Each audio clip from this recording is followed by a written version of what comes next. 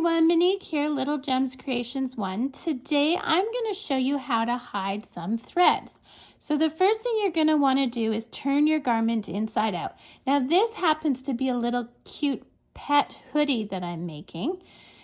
And I will put a link in the description for the tutorial or a similar tutorial on how to make this hoodie. If you want to know how to make a hoodie like this specifically, let me know that in the comments as well, and I'll get to work on a tutorial for it.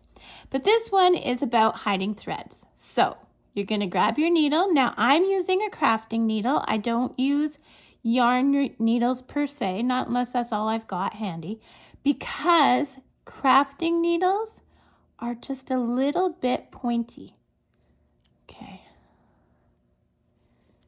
Am I through? Man. There we go. Okay, the struggle is real. There we go. So this needle is just a little bit pointy, whereas a yarn needle isn't. Now you're going to go into the work that is the same color as the yarn that you are hiding. Okay, and you're going to just go through a few stitches, and I put my fingers underneath to make sure I'm not going through to the front, okay? So now you see how my yarn is coming out here. I'm going to go just a bit behind it and then a bit past it. So my yarn is coming out here. I'm going a bit behind and a bit past. And that is called a back stitch.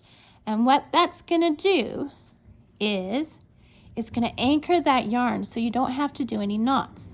So we're going to do that again. I'm going a bit behind and then a bit past. And I pull the yarn, and I'm going to do this. I try and do at least 3 or 4 passes, okay?